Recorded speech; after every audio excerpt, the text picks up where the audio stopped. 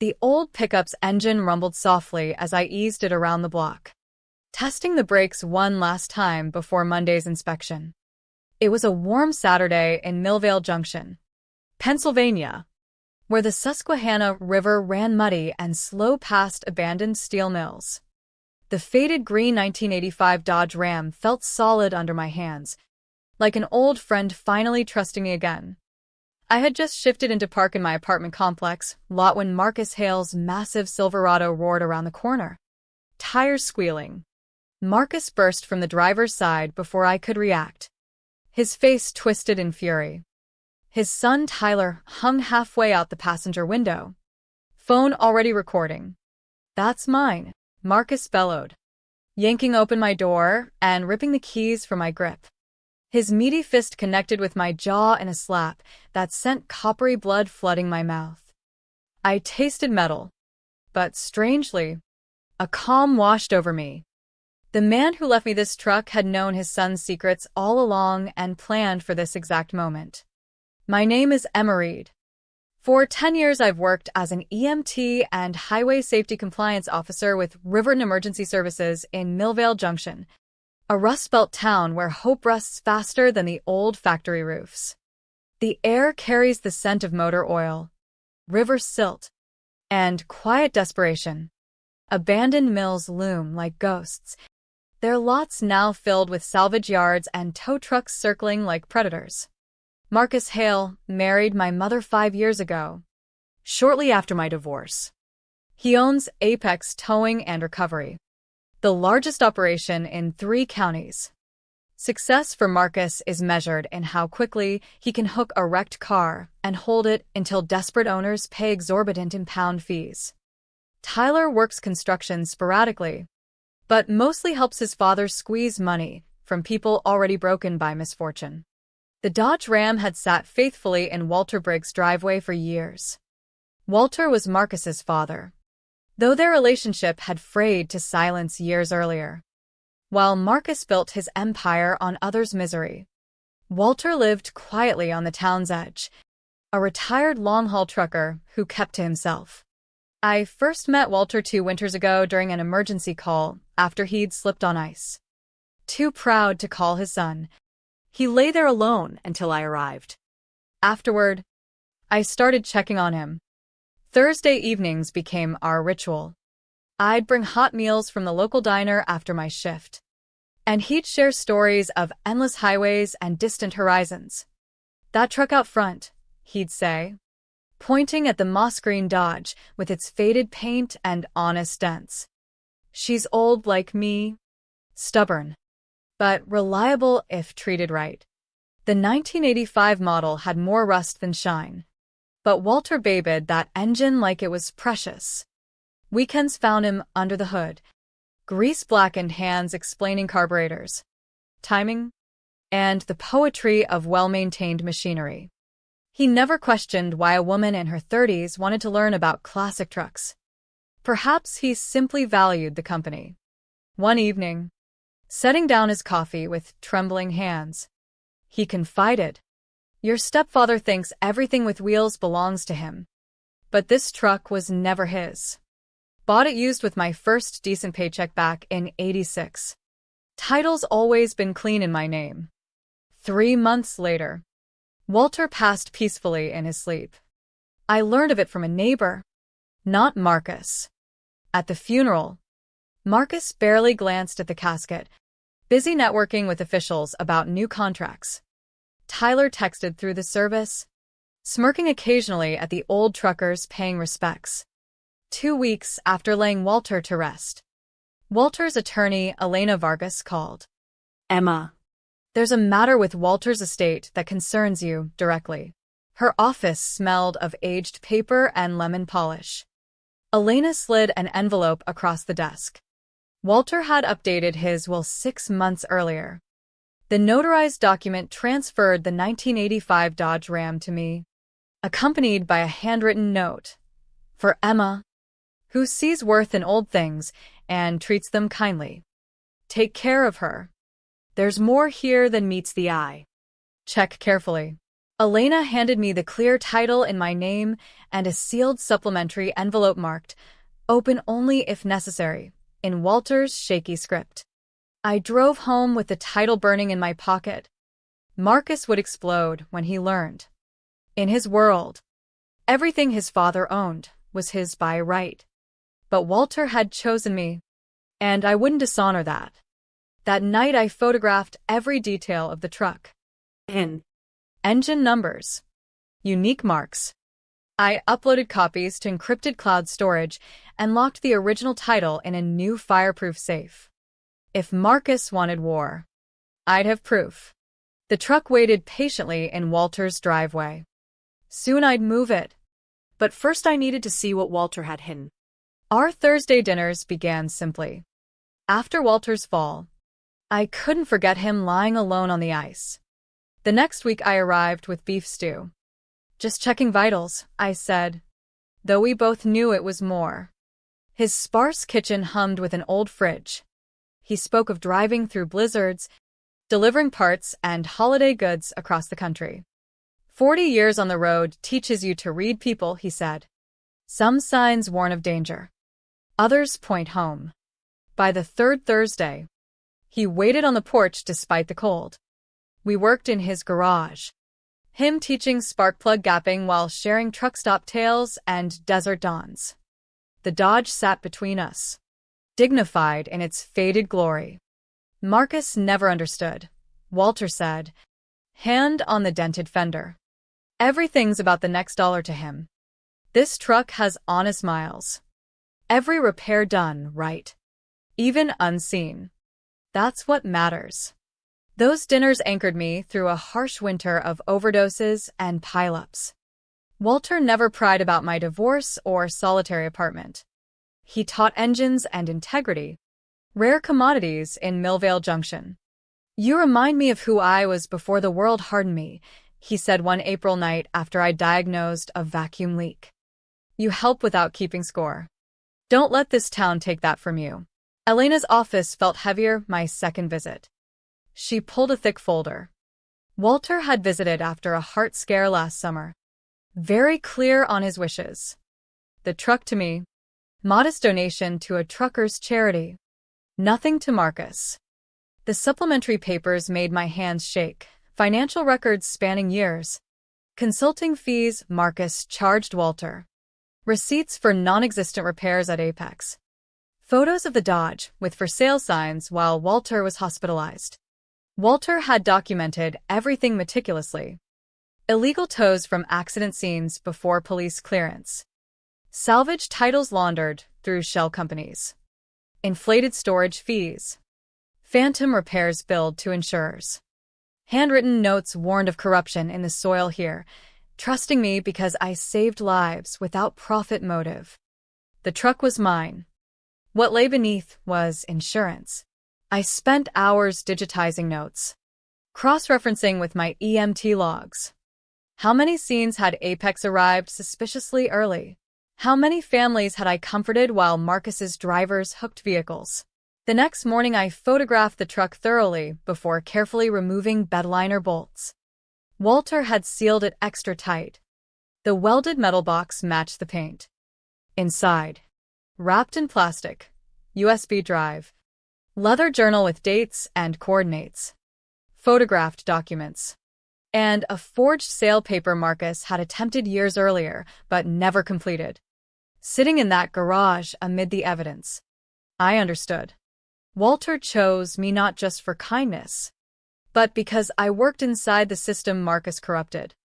I had access to reports, contacts, regulators.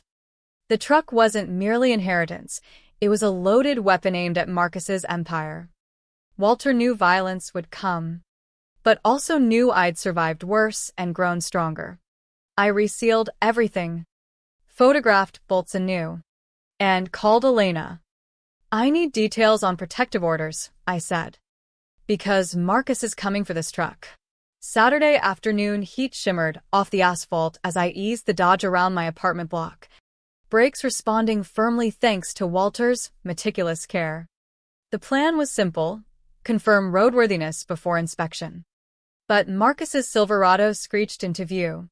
Tyler filming from the window. Marcus hauled me from the cab, slamming me against the bed. Pain exploded in my shoulder and jaw. "That's my father's truck," he spat. "You conned him." His hand cracked across my face again. I tasted blood, but stayed strategic, falling to protect my head while making the impact look severe. EMT training guiding every move. Neighbors emerged. Phones out. "Mrs. Alvarez from 4B shouted she'd called police." Marcus grabbed keys, shoving me again. "This truck's been in my yard for years. I've got receipts." "You're stealing from me." From the ground, I called out clearly for witnesses. "You just assaulted me, committed theft, and multiple violations. Everyone's recording." Sirens approached quickly. The station was nearby. Officer Carla Ruiz, a veteran I'd worked scenes with, arrived first. "Emma, you okay?" she asked, seeing blood and bruises. I pressed charges: assault, battery, theft, attempted auto theft. I retrieved title and will copies from my apartment. Marcus protested, but Ruiz's partner separated them. Keys returned to me under supervision. I requested an emergency protective order, citing violence and known location. Hours blurred with statements, Photos. paperwork. Marcus was arrested after matching neighbor accounts, including Tyler's undeleted video. At the station, I emphasized injuries for documentation. Urgent care confirmed bruised jaw, strained shoulder, abrasions. Elena confirmed the bait worked. Protective order issued temporarily. Extendable. Marcus claimed maintenance receipts, but they'd prove fraudulent against Walter's real logs. That night, I installed a steering lock and motion camera on the truck in my garage. The temporary order served on Marcus at jail. He made bail, but couldn't approach me, home, or work. Yet I knew him. This was round one. Sunday, I returned to the truck with gloves and fresh eyes. The welded box yielded its contents again. I cataloged meticulously, USB copied to secure locations. Journal's 40 pages of dated entries detailing Apex schemes. March entry. Vehicle stripped from fatal scene before release. April. Exorbitant fees from elderly widow. GPS coordinates marked illegal dump sites for hazardous waste. Warehouses for tidal washing. Poaching spots for accidents. Photos showed falsified certificates. Covered plates. Cash stacks beside DOT docks in Marcus's safe. Audio files had Walter's voice documenting theft from victims. I built timelines matching my call logs. Apex arriving pre-dispatch. Towing from hospital lots during medical events. Invoices showed billed but unperformed work. By noon, 3 organized binders emerged: financial fraud, illegal practices, safety violations. Elena would use them civilly. Criminal implications loomed larger. My phone rang. Unknown number. Marcus's low voice threatened. "That truck isn't worth what's coming." Accidents happen to EMTs. I reported immediately to Ruiz. Adding to charges. Evening meeting with Detective Laura Bennett from White Collar Crimes. Her eyes widened at the documentation. "This spans years. Your father-in-law prepared meticulously." "Stepfather," I corrected. "He anticipated this." Bennett verified, noting potential for dozens of fraud counts. Safety violations causing fatalities. This could model statewide towing investigations. Fear mixed with determination. Walter trusted me with truth. Tomorrow I'd work saving lives while Marcus plotted. Wednesday, 2 a.m. Email to burner account I'd set. Supposed body shop owner seeking discreet title wash for stolen Escalade. Cash. Tyler responded eagerly from personal email. Meeting set for Thursday evening at secondary lot. I forwarded to Bennett. Hooked. Operation tow line expanded.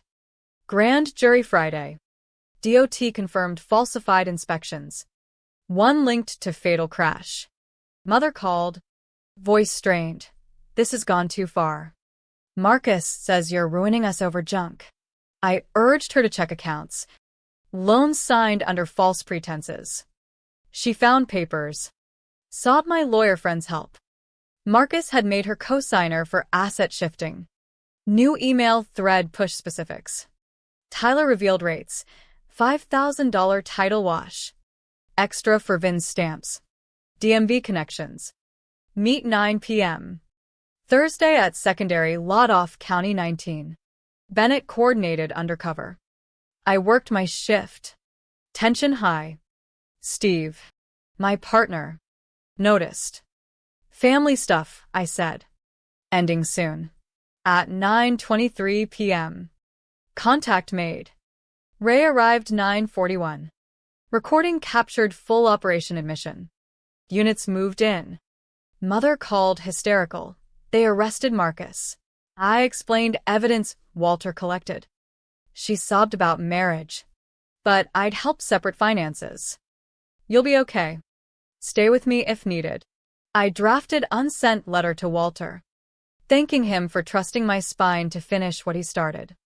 The truck sat silent in garage, waiting. Marcus thought it about rusty metal. Wrong. It was justice from beyond grave. I was just beginning. News broke next morning. Apex owner arrested in sting.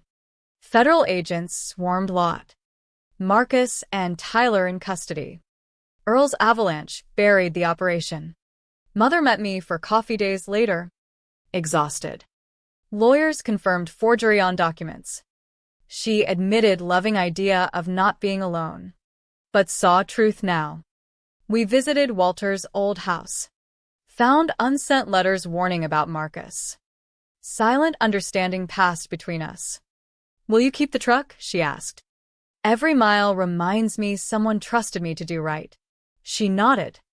Walter measured people by roadside kindness. I drove the Dodge home through empty streets. Engine humming agreement. Justice moved through courts. But this legacy carried forward. Grand jury returned 63-count indictment. Marcus hemorrhaged money on fees. Business rotting. Assets frozen. Bennett updated, desperate for big score to fund defense. Maya suggested using truck as bait. Posted classified ad, 1985 Dodge needs work. Best cash offer. Moving soon. Photos staged to suggest neglect. Tyler bit from burner, $500 cash today. Negotiated to $2,500. Meet abandoned scale house on Route 19. Cash only. Alone. Scale house. Former Apex storage. Isolated yet familiar. Bennett's team wired me. Positioned units. Decoy papers prepared. Gray humid Wednesday. Drove Dodge to site. Reliable V8 rumbling. Parked facing road. Escape clear. Wire heavy undershirt. Real title pocketed. Marcus arrived 5:28 alone. Disheveled. Swagger gone. Replaced by desperation. Dangerous. You've got nerve advertising my father's truck, he said, circling it. I started engines smoothly. Tell me what it means to you, I prompted. He laughed bitterly. Everything started here. First toes with this before proper gear. Walter never understood. Sees opportunities. Like towing accident scenes early. Supply and demand. Leaning on tailgate. Walter documented. Threatened to report. I protected myself. Falsified papers. Power of attorney. Fees. He was declining anyway. Mask slipped. Full admission of fraud. Forgery. Schemes. You're wearing a wire, he realized. Stepping forward, fists clenched. Shadows moved in scale house windows. You set me up. No. Marcus. You set yourself up choosing theft as business. Walter counted on you coming for the truck. Arrest swift. Professional. Added attempted fraud. Conspiracy. As cuffed, Marcus stared at Truck. It was never about the Ford. He chose you over blood.